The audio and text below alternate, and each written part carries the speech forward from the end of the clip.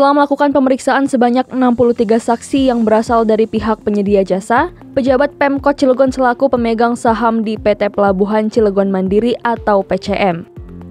Penyidik Subdit 3 Tipikor di Treskrimsus Polda Banten menetapkan pengusaha bernama Sugiman sebagai tersangka terkait kasus dugaan tindak pidana korupsi proyek jalan untuk akses Pelabuhan Warnasari tahap 2 Kota Cilegon tahun 2021.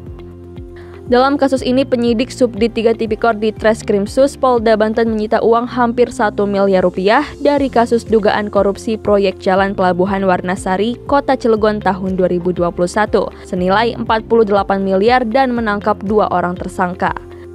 Kedua tersangka yakni TB 73 tahun selaku Dirut PT Arkindo dan pengusaha yang meminjam PT Arkindo berinisial SM 45 tahun. Keduanya ditangkap pada Selasa 6 Juni 2023 pukul 16 waktu Indonesia Barat dan diamankan di Polda Banten.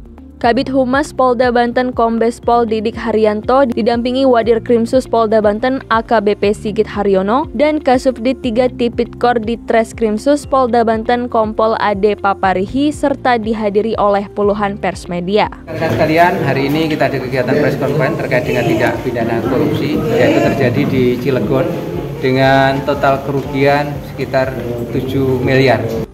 Didik menjelaskan kronologis kasus ini bermula dari hasil audit Badan Pemeriksa Keuangan atau BPK RI pada tahun 2020 yang menemukan kejanggalan. Audit tersebut menemukan bahwa ada pekerjaan yang belum dilaksanakan.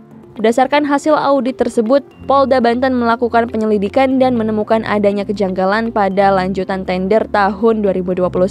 Pekerjaan jalan akses Pelabuhan Warnasari tahap 2 tahun 2021 itu seharusnya selesai pada 19 Januari 2022. Namun hingga akhir kontrak, pekerjaan tersebut belum dilaksanakan. Uang muka sebesar Rp7.265.754.000 yang seharusnya digunakan untuk pembangunan jalan akses Pelabuhan Warnasari tahap 2 tahun 2021 tidak dikembalikan oleh pelaksana proyek. Barang bukti yang diamankan Polda Banten berupa uang tunai sebesar Rp905 juta, dokumen kontrak, dokumen pencairan, dan dokumen lainnya. Kedua tersangka dijerat dengan pasal 2 dan 3 Undang-Undang Nomor 20 Tahun 2001 tentang pemberantasan tindak pidana korupsi Ju Pasal 55 Ayat 1 KUH Pidana.